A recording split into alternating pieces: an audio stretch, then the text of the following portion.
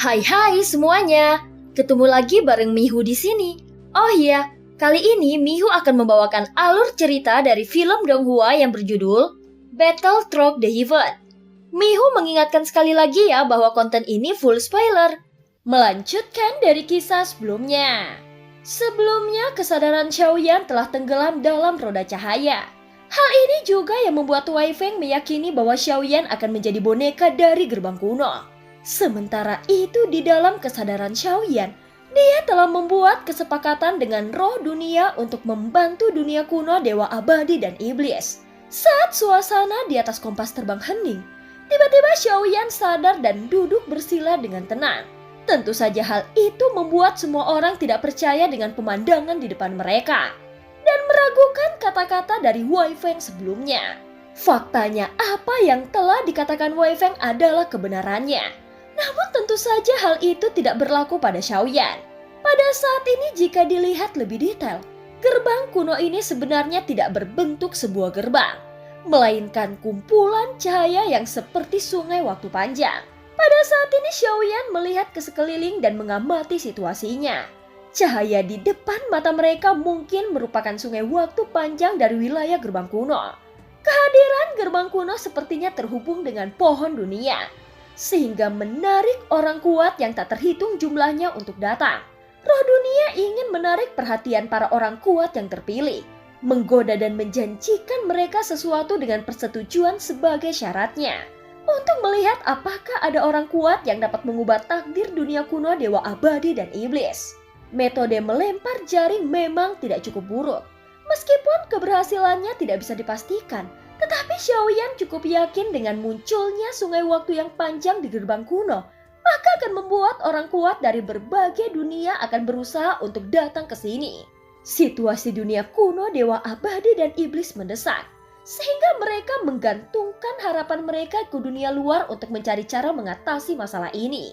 Hal ini menjelaskan bahwa dunia kuno Dewa Abadi dan Iblis sekarang memang benar-benar dalam keadaan putus asa. Dan mereka hanya bisa melihat sumber daya dunianya yang terus-menerus mulai menghilang. Jika pohon dunia tidak segera diperbaiki, maka dunia kuno Dewa Abadi dan Iblis akan benar-benar menghadapi kepunahan. Meskipun dunia kuno Dewa Abadi dan Iblis tidak diserang secara massal oleh dunia lain, namun jika terus berlanjut seperti ini, maka dunia ini akan kehilangan sumber daya hingga batas waktu tertentu, yang menyebabkan dunia kuno Dewa Abadi dan Iblis akan hancur dengan sendirinya. Dengan hilangnya sumber daya, maka semua makhluk hidup tidak akan dapat berkultivasi. Bahkan keabadian para dewa pun akan mati karena kekurangan sumber daya. Pada kenyataannya dibandingkan dengan Daosian atau dewa petarung yang lebih lemah, sebagian besar dari mereka bahkan belum menyadari akan datangnya krisis. Saat ini Xiaoyan melihat kompas terbang yang ada di sekitarnya. Sebenarnya sebagian besar dari mereka berasal dari dunia lain. Dan sebenarnya tidak banyak yang berasal dari dunia kuno Dewa Abadi dan Iblis itu sendiri. Setelah memasuki cahaya dengan kompas terbang, kecepatan semua orang jelas berkurang. Hal ini bukan karena pengurangan kecepatan secara sengaja, tetapi karena adanya kekuatan pembatas yang kuat dan mengontrol kecepatan semua orang. Mereka yang memiliki token reruntuhan gerbang kuno belum tentu dapat memasuki gerbang kuno dengan sendirinya. Namun ada juga yang bisa memasuki dengan cara yang tak terbatas atau tanpa memerlukan token reruntuhan gerbang kuno. Tentu saja ini khusus untuk perwakilan dari alam Dewa Iblis Abadi. Alam Dewa Iblis Abadi memiliki misi yang ditugaskan kepada semua orang. Jika kalian dapat menyelesaikannya, maka alam Dewa Iblis Abadi tidak akan merugikan kalian. Kami akan memberikan kalian hadiah sebanyak 200.000 poin kontribusi, ucap Yuyan. Pada saat ini Yuyan yang berdiri di depan kompas terbang memberikan penjelasan kepada semua orang. Dengan jumlah poin kontribusi yang mencapai 200.000, semua orang tidak akan bisa menahan keterkejutannya. Ini bukan lagi jumlah yang bisa dicapai dengan hanya menangkap beberapa budak dewa. Dan tentu saja untuk mendapatkan jumlah yang sangat besar ini, maka mereka memerlukan usaha yang signifikan. Puan Yuyan, apa misinya? Ucap seseorang bertanya dengan rasa ingin tahu. Saat ini Yuyan tidak berkata apa-apa lagi. tetapi segera mengangkat tangannya yang mengeluarkan kilauan cahaya lalu membagikannya kepada semua orang. Dan cahaya itu tampak seperti pedang giok. Misi ini bervariasi. Ada yang berbeda dan ada juga yang sama. Begitu misi selesai, kalian akan mendapatkan keterangan dari alam dewa iblis abadi. Setelah memasuki gerbang kuno, kalian perlu memahami deskripsi di dalam pedang giok. Semoga kalian beruntung, ucap Yuyan menjelaskan secara perlahan. Pada saat ini semua orang telah menerima pedang giok. Tentu saja Zonggu Daozi juga mendapatkannya. Mereka membungkuk dengan hormat ke arah Yuyan sebagai tanda terima kasih. Puan Yuyan, bagaimana cara kami memasuki gerbang kuno ini? Ucap seseorang mulai bertanya lagi. Untuk bisa memasukinya, setiap kelompok akan dipilih oleh gerbang kuno itu sendiri. Dan yang lainnya hanya akan bisa memasukinya lagi jika ada kelompok atau tim yang menemui kematian. Ucap Yuyan diam sejenak. Dan kemudian memberikan penjelasan mengenai cara memasuki gerbang kuno. Namun setelah Yuyan menjawabnya, suasana menjadi hening dan tidak ada yang berbicara lagi. Tentu saja hal ini adalah sesuatu yang menarik perhatian semua orang. Pada saat ini kompas terbang hampir berhenti dan mereka berada tepat di bawah sinar cahaya. Posisi mereka bisa digambarkan berada di tengah-tengah sungai waktu panjang berwarna emas. Saat melihat dari sudut pandang mereka, kehampaan yang luas ini dipenuhi dengan kompas terbang yang tersebar di sekitarnya. Meskipun situasi mereka seperti yang dikatakan Yuyan yaitu hanya menunggu dipilih, tetapi kata-kata kematian membuat banyak orang bertanya-tanya dan ketakutan di dalam hati mereka. Bagaimanapun yang mereka harapkan di gerbang kuno ini adalah keberuntungan dan bukanlah kematian. Setelah beberapa saat, cahaya emas muncul di tengah sungai waktu yang panjang. Cahaya emas ini memiliki kecerdasan. Itu melayang di tengah udara seperti sedang memilih. Saat cahaya emas mulai muncul, seseorang yang berada di kompas terbang di sebelah mereka mulai berteriak kaget. Saat semua orang menatap ke arah kehampaan, terlihat cahaya emas ini hanya ada sekitar 10. Cahaya emas mulai memilih terus-menerus, hingga salah satu cahaya emas mendarat di salah satu kompas terbang. Saat berikutnya, cahaya emas meledak ke kehampaan dan langsung menghubungkannya ke sungai waktu yang panjang. Dan dalam sekejap suara di atas kompas terbang itu lenyap bersama dengan cahaya emas. Cahaya emas mulai memilih tanpa henti. Dan ternyata ada 3 cahaya emas yang muncul di atas kompas terbang tempat Xiaoyan berada.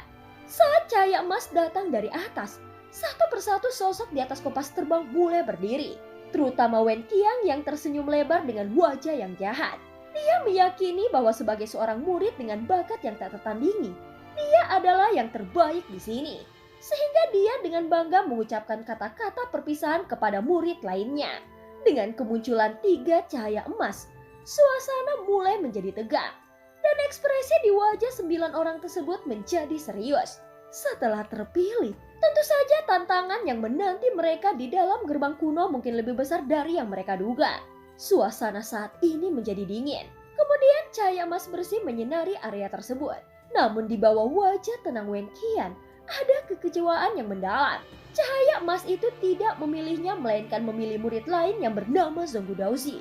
Pada saat ini Zonggu mengangkat token reruntuhan gerbang kuno dan melihat ke arah Wen Qian. Di dalam cahaya emas, Zonggu mengarahkan matanya pada Wen Qian sambil tertawa lepas. Suara Zonggu bergema dari kompas terbang. Dan seiring cahaya emas membawa Zonggu bersama yang lainnya menghilang, tawa Zonggu masih tetap terdengar bergema.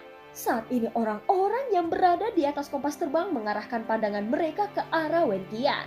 Sebenarnya mereka juga sangat bingung. Karena mereka tidak dapat memahami mengapa cahaya emas memilih Zonggu yang hanya berada di langkah ketiga keabadian Kaisar. Namun Zonggu memahami bahwa cahaya emas itu tidak memilihnya, melainkan memilih Xiaoyan yang berada tidak jauh dari dirinya.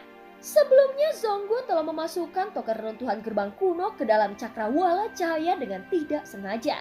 Dan pilihan cahaya emas ini tampak sangat tegas, bahkan tanpa keraguan sedikit pun. Sehingga membuat orang tidak dapat meragukan pemandangan ini. Yuyan membungkuk sedikit melihat Zonggu yang telah menghilang. Wajah Yuyan juga menunjukkan perbedaan yang dalam. Orang ini tidak sesederhana di permukaannya. Setelah melihat ke arah Xiaoyan yang telah menghilang, ekspresi di wajahnya kembali berubah. Dan mungkin mereka telah berkomunikasi tentang identitas Xiaoyan. Dan dia telah membuat keputusan yang benar. Meskipun dia tidak mengatakan apa-apa tentang rencananya, namun tatapannya tampak sudah kembali tenang. Setelah beberapa saat, dua cahaya emas turun kembali. Tetapi kali ini yang dipilih lagi-lagi bukan Wen Qian, melainkan seseorang bersama budak dewanya. Jika untuk yang ketiga kalinya Wen Qian masih tidak terpilih, maka dia merasa akan sangat kecewa dan tentu saja ini hampir membuatnya merasa marah. Namun ketika cahaya emas yang ketiga turun, itu langsung memilih Wen Qian. Setelah itu wajah Wen Qian menjadi sangat gelap. Dan tawa Zonggu sebelumnya masih terngiang di dalam benaknya. Zonggu Daozi, lebih baik kau tidak bertemu denganku. Jika kau memang suka tertawa, maka biarkan aku langsung mencabut mulutmu, ucap Wen Qian. Dengan 3 tim yang telah meninggalkan kompas terbang, maka tim yang lain harus kembali menunggu untuk waktu yang panjang. Pada saat ini mereka baru menyadari bahwa untuk memasuki gerbang kuno tidaklah mudah. Dan mereka yang dipilih oleh cahaya emas yang berasal dari gerbang kuno, tentu saja orang yang terpilih bukanlah orang yang memiliki kekuatan yang lemah. Dan film pun berakhir. Terima kasih udah dengerin Mihu dari awal sampai akhir ya. Sampai jumpa.